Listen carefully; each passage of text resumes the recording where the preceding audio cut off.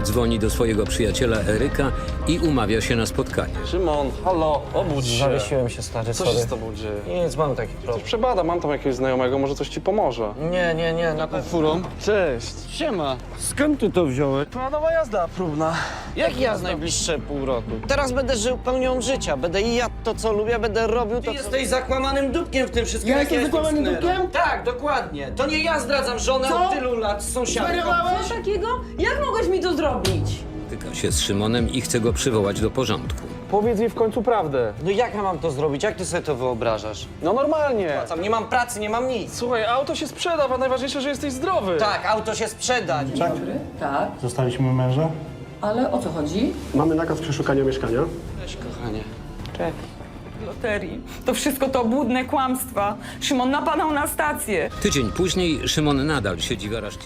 Witam, dzisiaj 1 kwietnia. Dlaczego ja? Ale to nie jest prima aprilis. Kiedyś miałem właśnie takie przygody w tych odcinkach.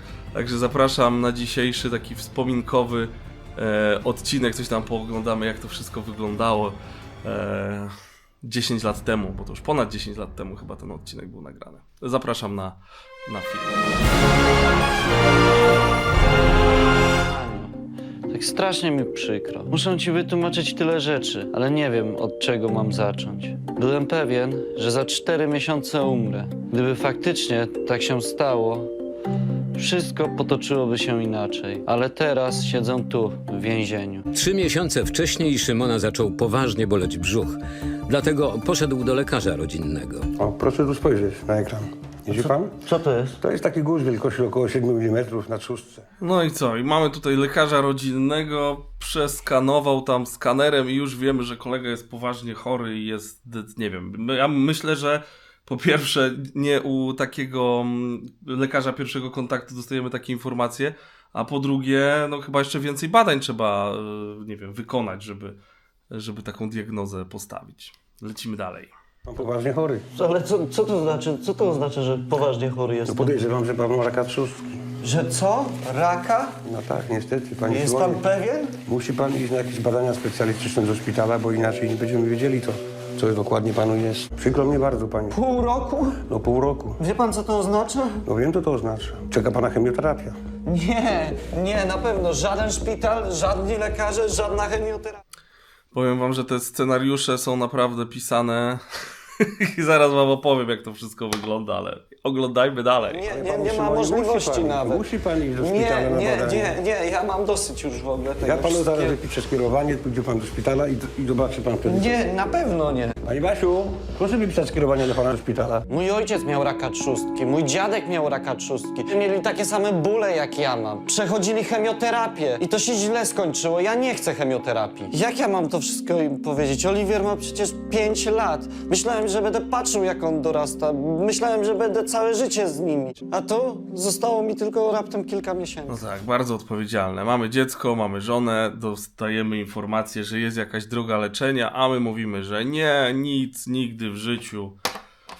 No. Takie czasami te odcinki się ogląda i po prostu mówisz, Boże, jaki ten gość jest głupi po prostu.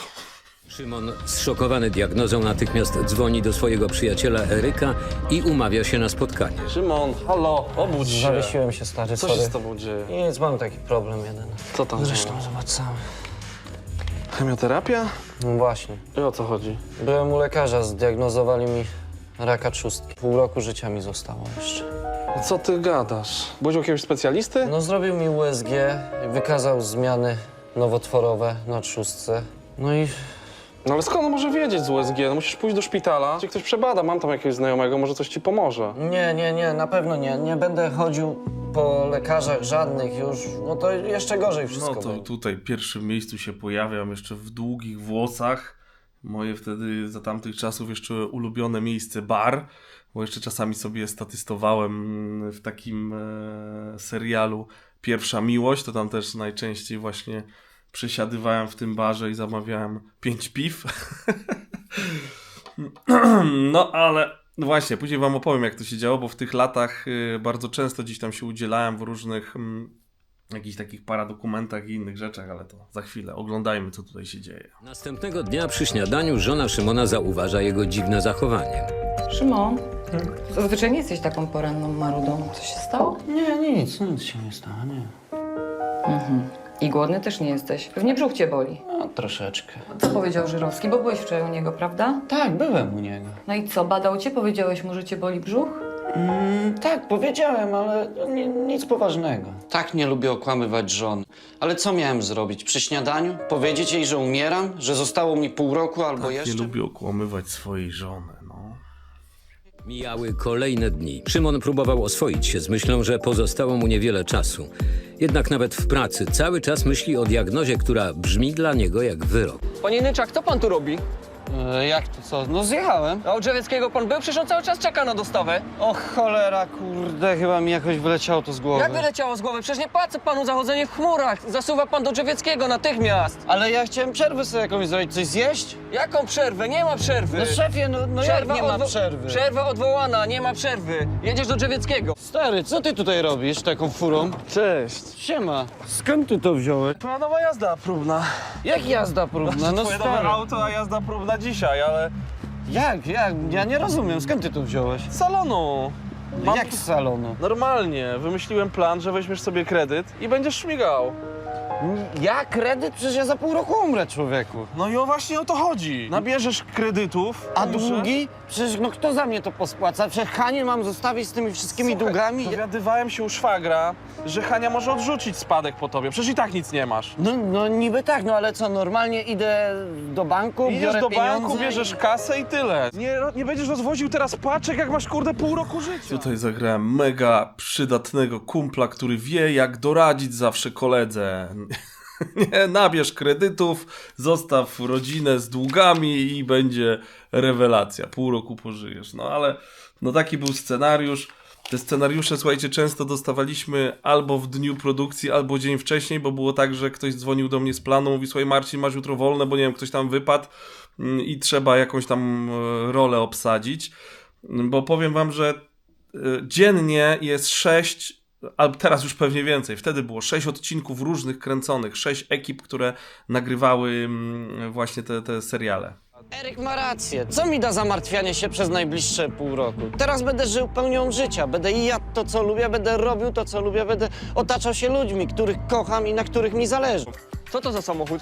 Proszę go stąd zabrać, przecież on nie może stać u nas na placu. A dlaczego? To jest mój samochód. Skrzynki pan dowiózł do Drzewieckiego? A niech se pan wsadzi tę skrzynkę gdzieś. Mam już dosyć tego, że pan będzie mną pomiatał, jak będzie panu się chciało. Że co? A nie przesłyszał pan się wcale. Mówię teraz to, co myślę. I nie będę już więcej pracował u takiego oszusta i wyzyskiwacza, jakim pan jest. Ale ja sobie nie życzę, przecież to jest jakiś stek kłamstw. A to nie jest koncert życzeń. Ja nie będę już u pana pracował. Płaci pan nędzne wypłaty ludziom. W takim układzie proszę się pakować i wynosić z mojej firmy. A i taki zamiar mam. Nie mam zamiaru więcej tutaj spędzić dłużej czasu. Żegnam pana, do widzenia. Na razie! Wszystko mu wygarnąłem to, co chciałem, bez ponoszenia żadnych konsekwencji. Strasznie mi to ulży. Ogólnie w tamtych czasach jakby nie przywiązywałem do tego uwagi, żeby tam, nie wiem, zapisywać sobie właśnie, w których odcinkach byłem, albo żeby właśnie sobie, nie wiem, takie scenariusze zachować, a tutaj jest właśnie kawałek właśnie z tego odcinka. Teraz tak patrzę, czytam, bo mam 2, mam numer, widzę 731, nic nie jest taki, jaki się wydaje, ale zaraz zobaczymy, czy to jest to, a to jest to drugie. Ogólnie mieliśmy przeczytać, zapoznać się z odcinkiem, co tam ma być, tylko gorzej było, jeżeli graliśmy jakąś rolę taką... Czy graliśmy, no to po prostu to było na żywioł. I taki jest jakby zamysł tych odcinków, że tutaj nie ma być gry aktorskiej, tu ma być po prostu lecimy z koksem i ma być, powiedzmy, naturalnie.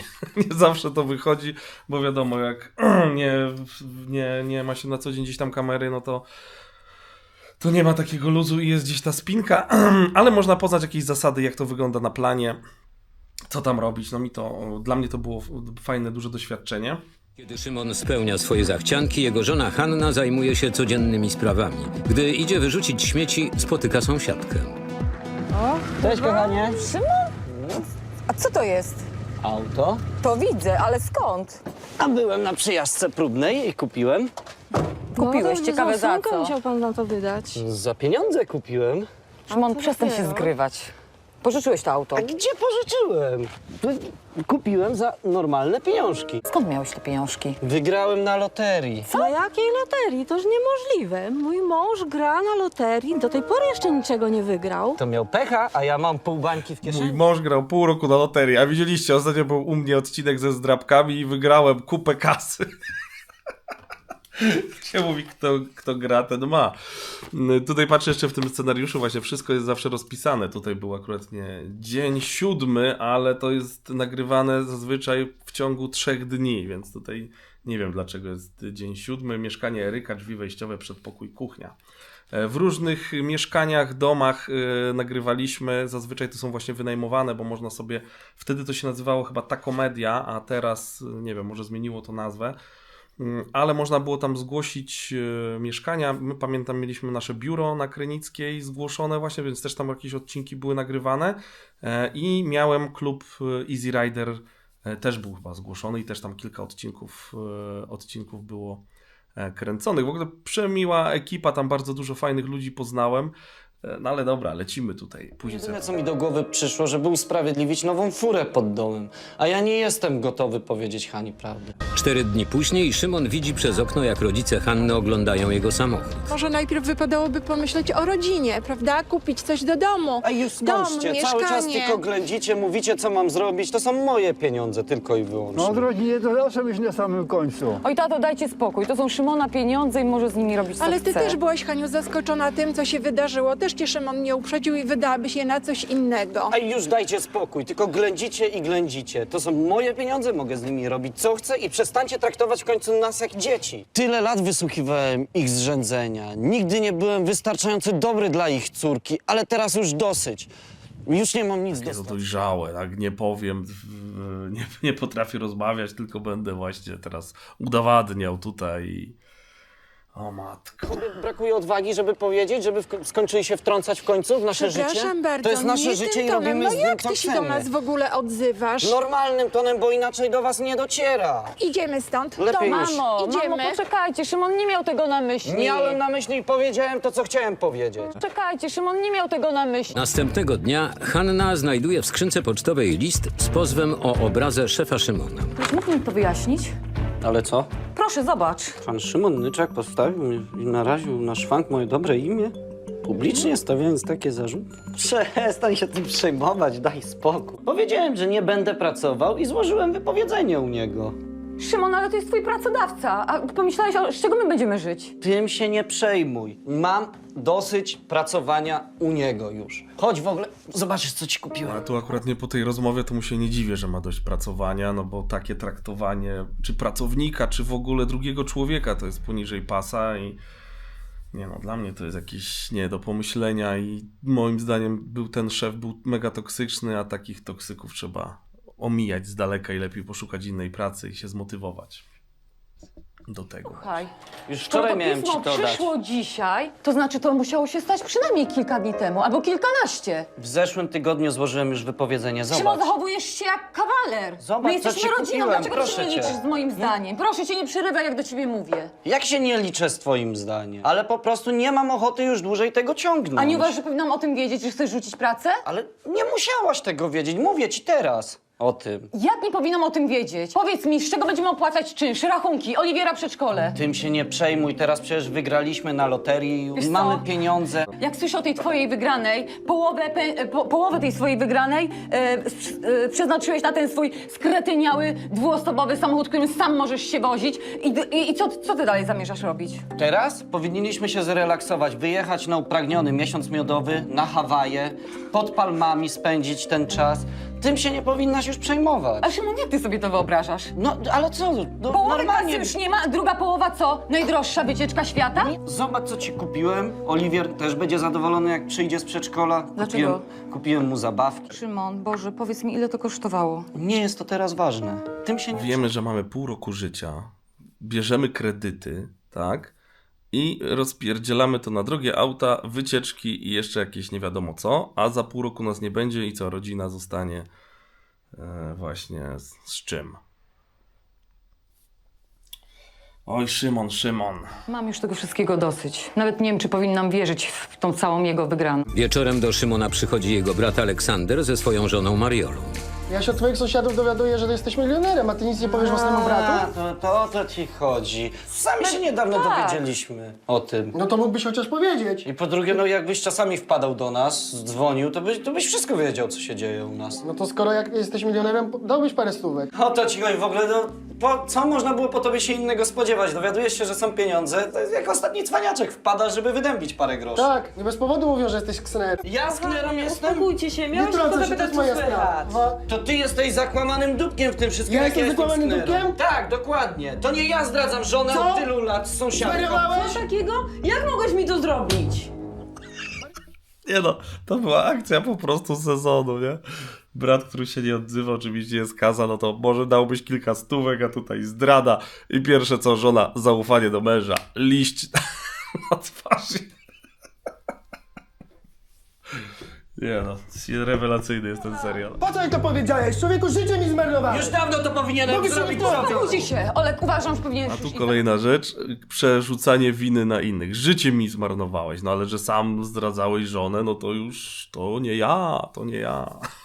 Jeszcze tego samego dnia Eryk spotyka się z Szymonem i chce go przywołać do porządku. Powiedz jej w końcu prawdę. No jak ja mam to zrobić? Jak ty sobie to wyobrażasz? No normalnie. Tak, siądę sobie przy stole i jej powiem wszystko. Słuchaj, ona dzisiaj była u mnie, myśli, że ty napadłeś na jakiś bank. To nie idzie w dobrą stronę. Musisz jej powiedzieć to. Kurde, stary, no przecież specjalnie wymyśliłem tą historyjkę właśnie z loterią, z tymi pieniędzmi, po to, żebyśmy mogli spokojnie spędzić ten czas, dopóki nie umrę. Kłamiemy żonę, zmyślamy jakąś chorą historię i mamy żyć spokojnie, no to już się jakby samo z sobą nie pasuje, nie? No bo jeżeli utrzymujemy jakieś, ukrywamy jakieś w sobie różne rzeczy, no to już tego spokoju nie ma. Jak to jest w ogóle masakra? Powiem wam, że tutaj między innymi też, to był chyba drugi rok działalności mojej firmy już pod szyldem Motozloty, Easy Rider. I zauważycie może, moi mili, że tutaj na przykład byłem w koszulce z Białego Kościoła, ale też będę z Łeby. Są też odcinki, gdzie właśnie mam motozloty.com albo Easy Rider reklamy, także udało mi się to przemycić. Ogólnie w Polsacie to było mega ciężkie. Ja tutaj miałem pewien chwyt, ale to wam może później. Jak macie spokojnie spędzić czas, jak ona się cały czas martwi i podejrzewa, że ty coś wykręciłeś? Następnego dnia Szymon próbuje zebrać się na odwagę i powiedzieć żonie prawdę. Chciałem jeszcze z tobą porozmawiać. No, o czym? Boże, jak ona się tak na mnie patrzy, ja nie mogę jej teraz to opowiedzieć. Tutaj wychodzi, jak ludzie nie potrafią rozmawiać na ciężkie tematy, tak? I to jest od małego, coś się stanie, to odrzucamy, to nie mówmy, zmieńmy temat. Nie ma po prostu złych sytuacji. Ma być wszystko dobrze, wszystko ładnie. A życie jest jednak, przynosi nam różne ciężkie chwile, no i musimy rozmawiać czy z dziećmi, czy właśnie z naszymi partnerami później, a jak nie, to musimy się tego nauczyć, no bo takie jest życie. Nie ma tylko ciągle cuda, wianków i tortów i szampana i wyskoków i takich, no są też gorsze momenty i też musimy umieć je przeżyć. Ja to pomyślałem, że możemy już zacząć planować ten nasz urlop na Hawajach. Tak o nim marzyliśmy. I to jest ta twoja pilna sprawa. No tak, naprawdę. Aj, spokój. No dobrze, no jeszcze rozmawiałem z Erykiem. Wiem, że byłaś u niego, że się martwisz o to moje dziwne zachowanie ostatnio. Dziwne to jest, Szymon, mało powiedziane. Chciałem cię przeprosić naprawdę za to. Może jestem przewrażliwiony na tym punkcie, ale wszyscy dookoła zaczynają mi mówić, co mam robić z tymi pieniędzmi. Tak, ale mówią to z troski i na pewno to nie był powód, żeby ich tak traktować. Ani moich rodziców, ani twojego brata. Naprawdę je wygrałem na tej loterii. No skoro tak mówisz. No i już zaczęli normalnie rozmawiać, dogadywać się, no to oczywiście co? Kolega Szymon zamiast powiedzieć prawdę, to dalej brnie w swoje kłamstwa. I co powiesz na temat tego urlopu teraz? Wiesz, że jesteś szalony. No ja nie wiem, ja mam pracę, muszę porozmawiać ze swoim szefem. Jutro rano z nim porozmawiam i dam ci znać, okej? Super, to ja w takim razie, jak mi jutro dasz znać, ja od razu lecę i kupuję bilety. I lecimy. Następnego dnia Szymon idzie do lekarza.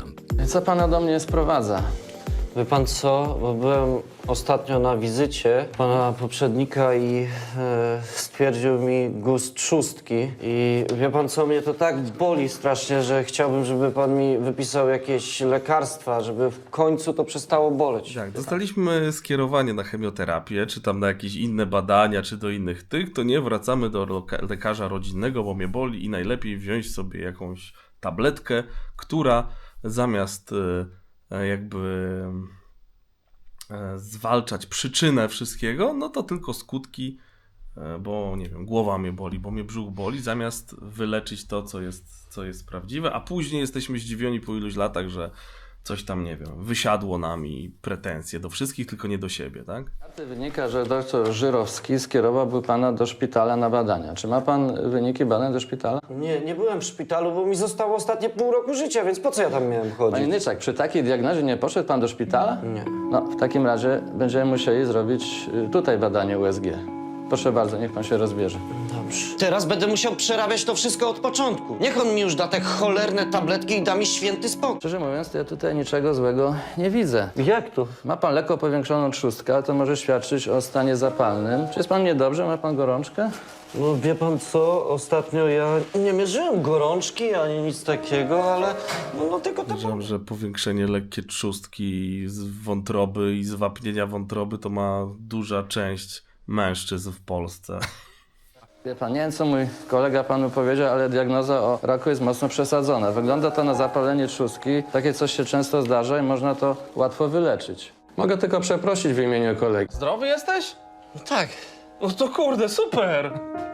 Ciekawe dla kogo? Teraz jestem bankrutem. Stary, te kredyty, ten twój pomysł w ogóle... No i tutaj koszulka, słuchajcie, Bike Week Weba 2014.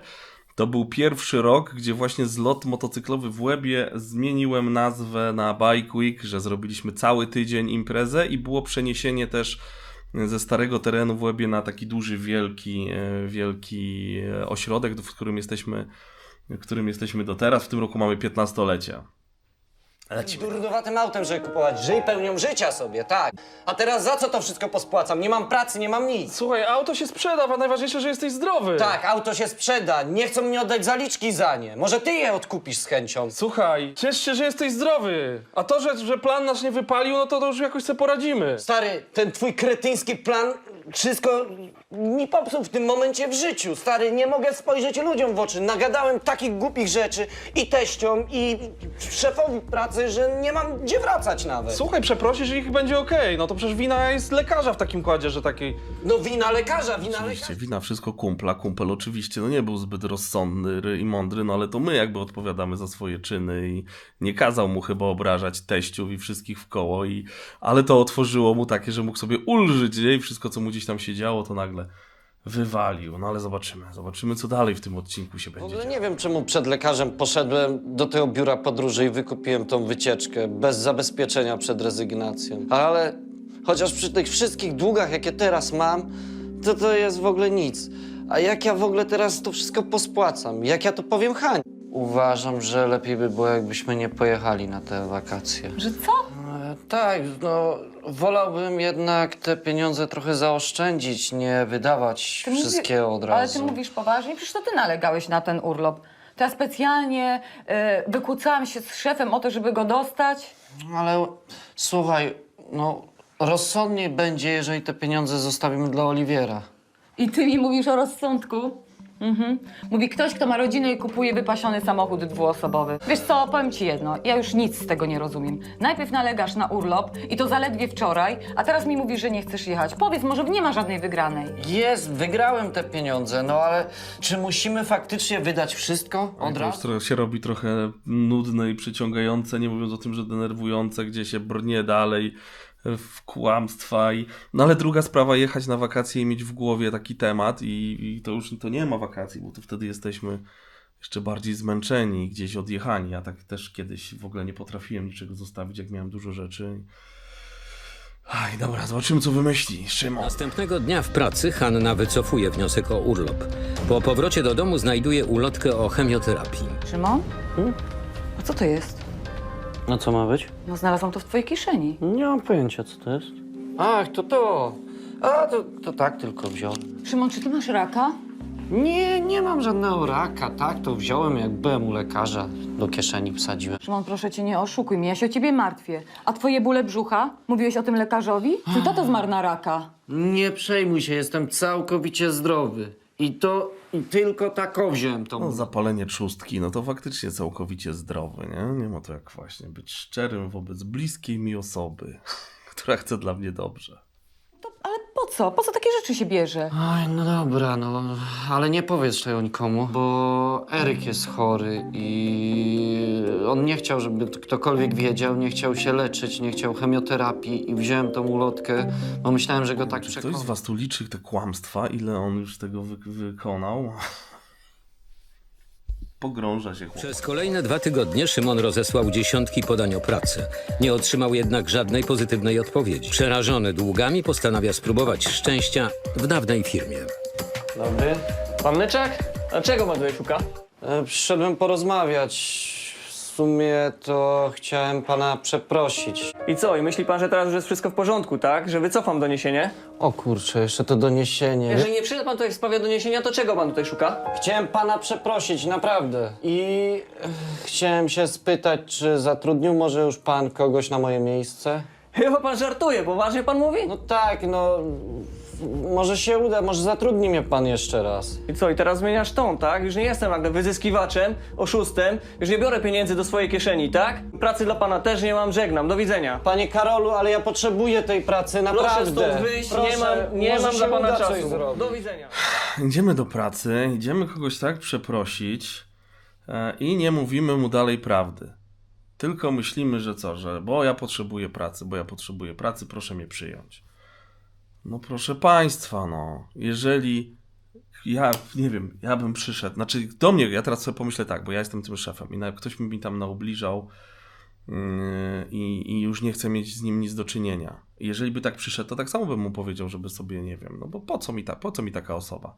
A jeżeli by ta osoba przyszła i powiedziała szczerze prawdę, no to łatwo się wyczuwa, tutaj nie ma...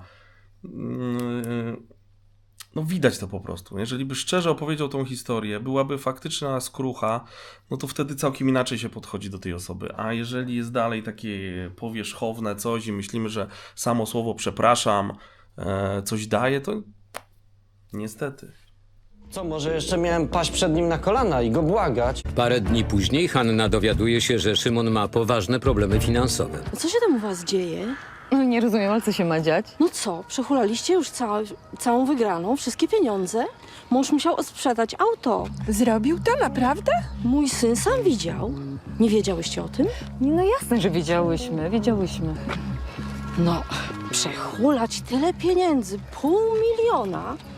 Mi by to chyba na całe życie wystarczyło. Nie, no pani Gabrysiu, oczywiście, że troszkę zostało, tylko przepraszam bardzo, my się dzisiaj z mamą naprawdę bardzo spieszymy, Tak, chodź. ale następnym Chodź, razem Oliver, poplotkujemy sobie. Do widzenia. Faktycznie, sąsiadka też tutaj niezła pokazana. Ktoś sprzedał auto i od razu znaczy, że przehulał wszystko i już nic nie ma, bo musiał sprzedać, nie? Jakie to plotki gdzieś tam krążą i jak sobie czasami jakieś w głowie historie sami tworzymy, nie znając prawdy i dopowiadamy, żeby się tylko zająć kimś innym, a nie sobą. No to teraz to Wścibski Babsko będzie miał temat do plotkowania na osiedlu.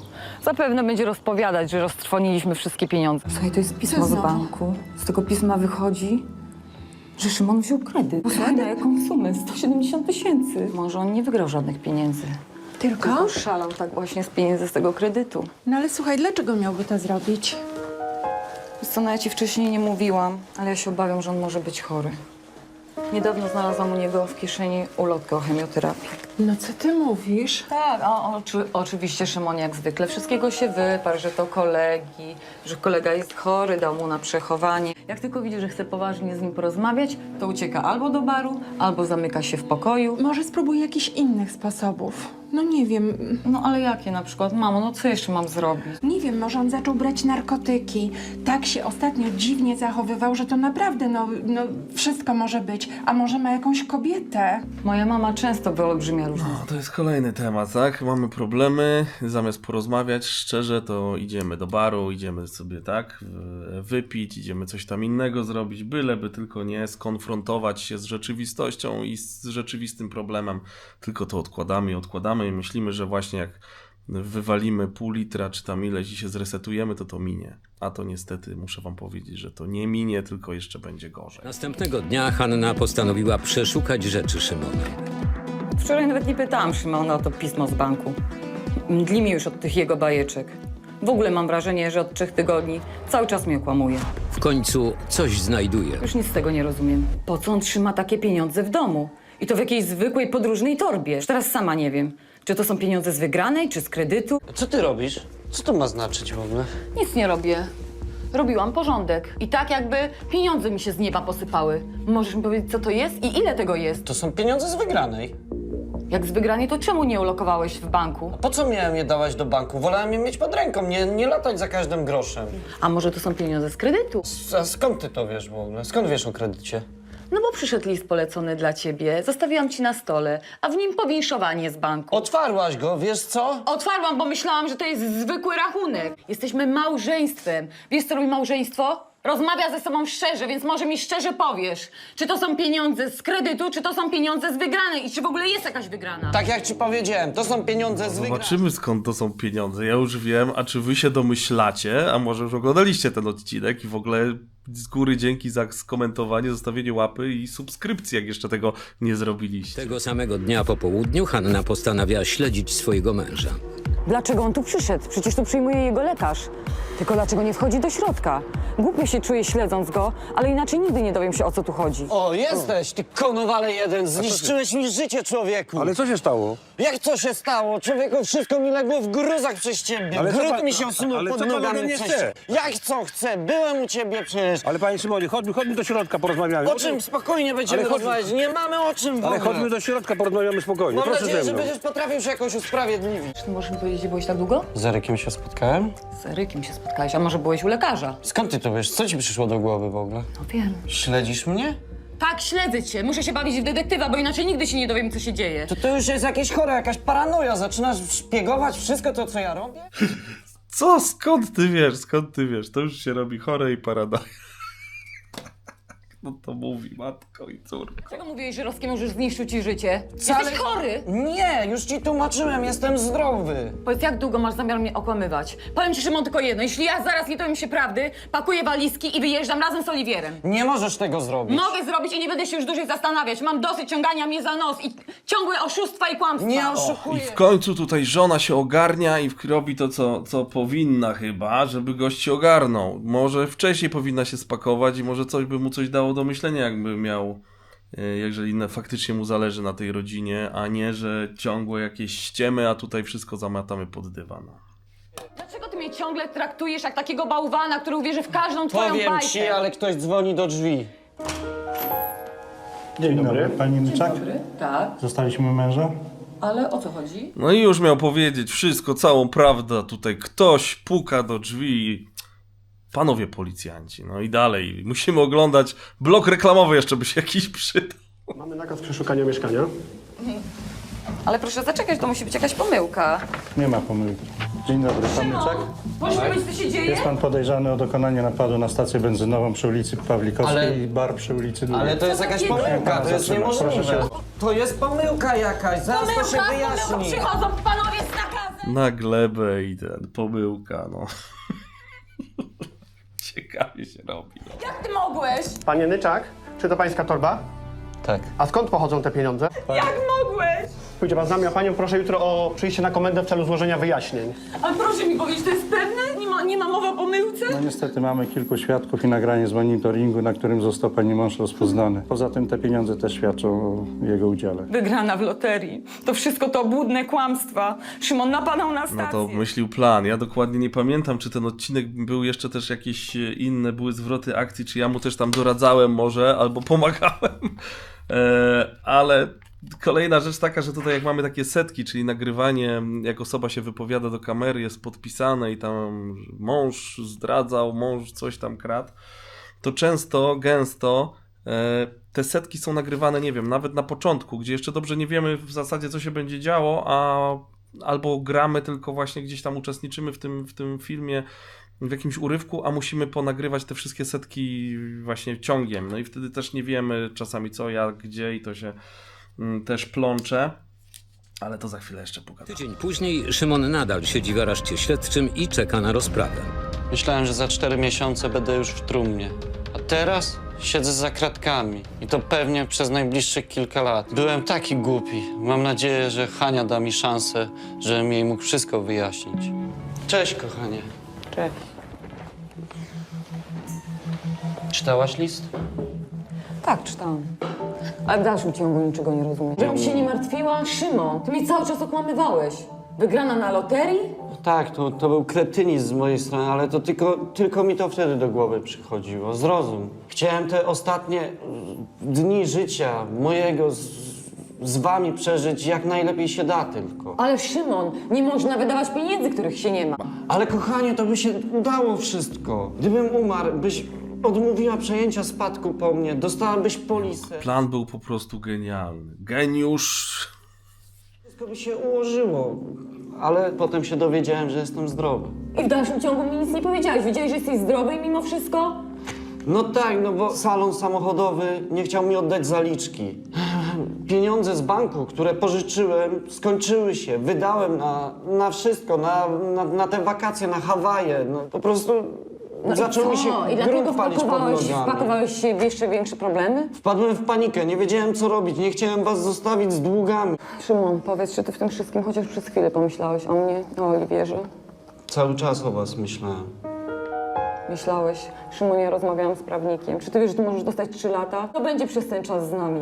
Zdaję sobie sprawę z tego, że tu posiedzę. Nie wiem, co dalej będzie. Szymon, ja też nie wiem. Czekaj jeszcze. Muszę iść odebrać Oliwiera z przedszkola. Przyjdziesz jeszcze? 3 lata to dosyć chyba łagodnie, chociaż nie wiem ile tam tej kasy sprzeniewierzył i co tam nawyrabiał, ale z drugiej strony na stacji benzynowej taki waliza kasy by była, no, coś tu się nie trzyma chyba kupy za bardzo. 2 miesiące później Hanna i jej synek Oliwier wybierają się do więzienia, by odwiedzić Szymona. 3 lata. Długo się zastanawiałam, czy chcę tyle czekać, ale podjęłam decyzję. Szymon jest moim mężem i będzie. A przede wszystkim jest cudownym ojcem dla Oliwiera. Popełnił błąd i jest tego świadomy. Musi ponieść konsekwencje. Ale ja będę na niego czekać. To zmykamy, nie chcemy się spotkać. Szymon jest moim mężem i będzie aż do śmierci pewnie. No cóż, no, niektórzy tak siedzą właśnie w takich związkach, no może tak ma być, nie wiem. Nie wiem. Ja teraz wiem, że ja jestem w dobrym związku, a też miałem tam jakieś różne zakola, zakol to jeszcze chyba nie mam, ale miałem wtedy długie włosy. Miałem ponad 20 lat. No i w końcu w całe szczęście trafiłem na odpowiednią kobietę i nie okłamuję jej, nie oszukuję i powiem wam, że mi się super z tym żyje właśnie. Super się żyje, rozmawia i jeżeli jest związek partnerski, to jest naprawdę fajnie. No i co? Dzisiaj 1 kwietnia, prima aprilis właśnie, no tutaj gość faktycznie prima aprilisowy był aż do przeginki. Powiem wam, że te wszystkie... Ja występowałem, czy tam brałem udział w tych paradokumentach bardzo często, bo i dlaczego ja, i właśnie Pierwsza Miłość, jakiś policjantki chyba. Co tam jeszcze było?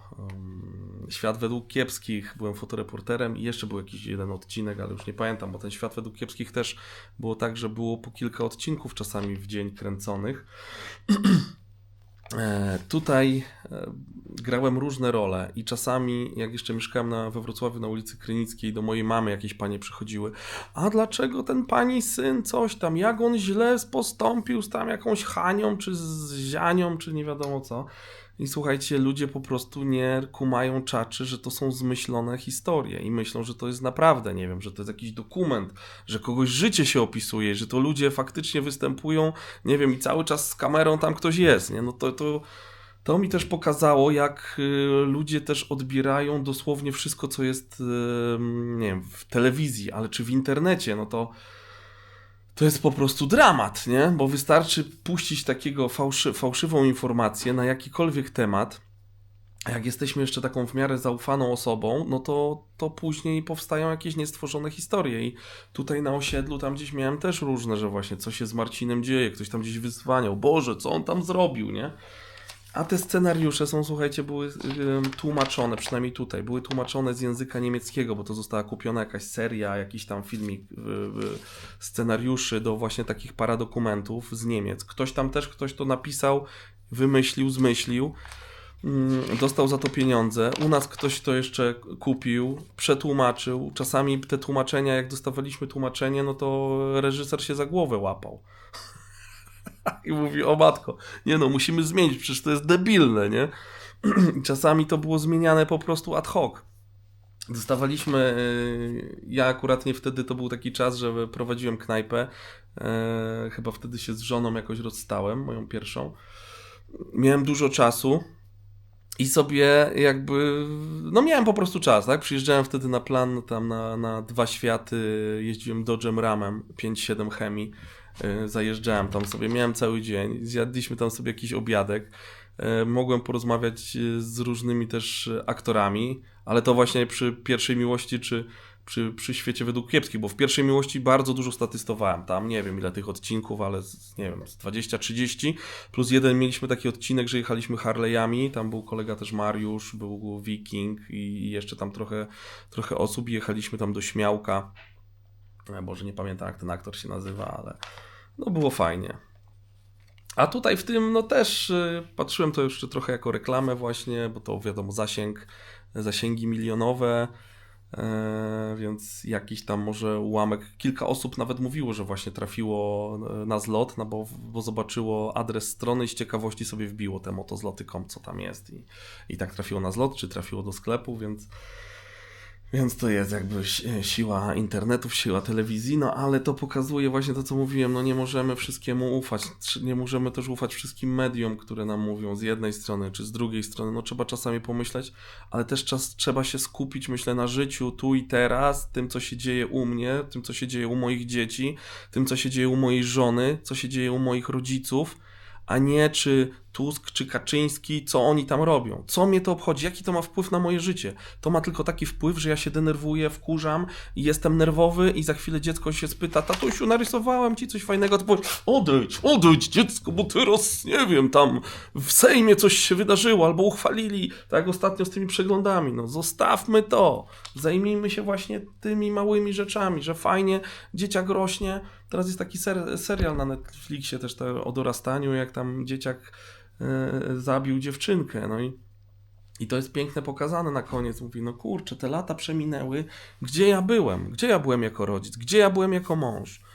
Zastanówmy, zadajmy sobie takie pytanie, bo to jest warto wystopować, dać sobie też luz z używkami, bo ja kiedyś właśnie też byłem tak, że się na te wszystkie newsy takie, czy jakieś różne dziwne rzeczy, jest tak, że się nakręcamy, a później wybuchamy, albo dajemy sobie przyzwolenie, że nie wiem, teraz muszę się już napić, tak? Nie, że mogę, tylko już muszę się napić, bo ja już nie wytrzymam tutaj, nie? Bo już w ogóle wszystko, co tu się dzieje, a to trzeba się nauczyć tego spokoju, trzeba popracować nad sobą, trzeba może zmienić swoje życie, trzeba może poprosić kogoś o pomoc, jeżeli nie potrafimy właśnie żyć. Ja już ostatnio właśnie mówiłem, że mi w marcu strzeliło 5 lat, jak nie spożywam alkoholu, jak zmieniłem swoje życie i tak sobie myślę, że jak zacząłem tam sobie piwkować powiedzmy w wieku 15 lat i wtedy zatrzymał się mój rozwój emocjonalny, no bo wszystkie jakieś trudne sytuacje czy coś, to już zawsze czy jakieś ważne,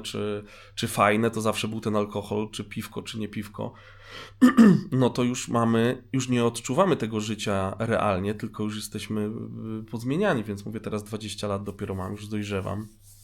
Cieszy mnie to bardzo, bo to jest całkiem inne życie i polecam w ogóle każdemu. No ale tyle, dobra. Jak macie, słuchajcie, jakieś pytania, jak tam co wyglądało, bo jeszcze nie wiem, tak jakby jeszcze wam coś powiem, jak może te nagrywki były. Jak jest tam jedno mieszkanie, no to wiadomo, że w tym mieszkaniu są te sceny przez cały odcinek i nagrywamy, powiedzmy, wchodzimy do pierwszego mieszkania, tych scen jest rozpisanych ileś tam, mamy napisane, w które sceny są, no i mamy tam, nie wiem, pół godziny czy godzinę, żeby sobie to przeczytać i przygotować się do tego. I nagrywamy wszystkie sceny z całego odcinka. Jedziemy na kolejną nieruchomość, czy w inne miejsce i nagrywamy wszystko, co tam powinno być. No i to Taka fajna praca. Trochę też wam powiem, że też trochę mi to pomaga tutaj teraz, jakby, bo już w tym YouTubie tu siedzę 3. rok. Ja też tak często mam, że lecę właśnie po kolei, wszystko musi być. Czasami się to przydaje, że nagram sobie przód filmu już na koniec, albo odwrotnie, więc to tak jest takie przydatne. Poznałem tam fajnych reżyserów, fajnych ludzi, fajnych dźwiękowców, fajnych oświetleniowców. Jak ktoś ogląda, to serdecznie pozdrawiam. Cała tutaj z tego, z firmy, które tutaj są 2 firmy takie, które jakby organizują statystów i różne takie rzeczy, też tam całą ekipę pozdrawiam. My tam trafiliśmy w sumie przypadkowo, bo z Wikingiem i z Cycolem pojechaliśmy na jakiś casting było chyba do jakiejś reklamy Playa i tam się właśnie Wiking jakby dostał. Wiking to jest mój serdeczny przyjaciel, kolega, który też jest na każdym zlocie w Łebie. Jak wcześniej robiłem inne zloty, to też był na innych zlotach z Legnicy. Ma taką wielką brodę. Jest naprawdę bardzo, bardzo fajną osobą. Pozdrawiam też serdecznie, jak oglądasz. Ten to dopiero ma kawał historii do opowiadania i filmy, i seriale, i reklamy, także fajnie, fajnie. Ja od jakiegoś czasu, jak już mam właśnie dzieci, żona, to już nie mam na to czasu, ale może jeszcze kiedyś, jak będzie więcej, to może kiedyś gdzieś tam jeszcze może coś tam się pobawię. Słuchajcie, na dzisiaj już kończę, bo już kupa materiału. Powiem wam, że przyszły do mnie 2 wielkie paczki od firmy z Temu z różnymi gadżetami motocyklowymi, więc możliwe, że jutro albo, no nie wiem, interesuje mnie, co tam jest, po prostu chciałbym to przetestować, a miło, że wysłali. Przyszedł do mnie też rower, ale mam też, wczoraj złożyłem film z giełdy elektronicznej we Wrocławiu, jak ta giełda wygląda. Z kolegą Bartłomiejem tam sobie chodziliśmy. No i z bazaru w Poznaniu 3 odcinki. Plus jeszcze czeka do składania model Forda, do składania model Junaka M10. Także dzieje się tutaj dużo, nie wiem kiedy ja te wszystkie filmy wypuszczę, kiedy je uda mi się zrobić, no ale to wiadomo, nie ma co się śpieszyć, wszystko na spokojnie. Ja już powoli się z wami żegnam, dziękuję za to, że zobaczyliście tutaj ten odcinek ze mną, no i zachęcam oczywiście do zostania na kanale, jak jesteście pierwszy raz. Miłego poniedziałku wam życzę, trzymajcie się, cześć!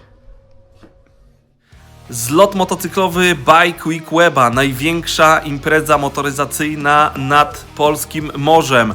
W tym roku po raz 15 spotykamy się w Łebie od 14 do 17 sierpnia.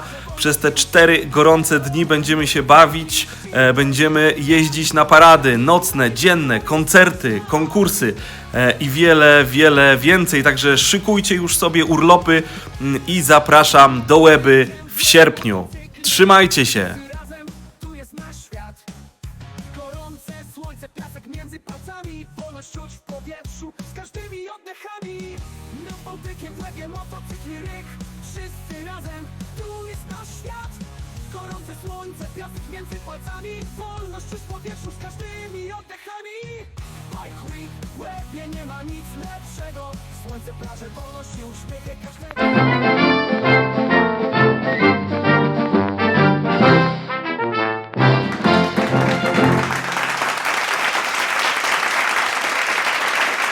Chciałem podziękować wszystkim wspierającym, wszystkim oglądającym, wszystkim komentującym i wszystkim, którzy tutaj są na tym kanale za całe wsparcie. Wielkie dzięki, bez was by tego nie było. Cześć. Na koniec, słuchajcie, pozwolę sobie na reklamę mojego przecudnego, przeuroczego sklepiku motozloty.com. Jeżeli szukasz pomysłu na prezent, na podarek dla siebie, dla bliskiego, dla faceta, dla męża, dla chłopaka, dla dziadka, wujka, babci, stryjka, to idealnie trafiłeś. Wejdź na stronę motozloty.com i tam znajdziesz miliony pomysłów na prezenty, naszywki, wpinki, szyldy, blachy, no mamy tam tego całą masę.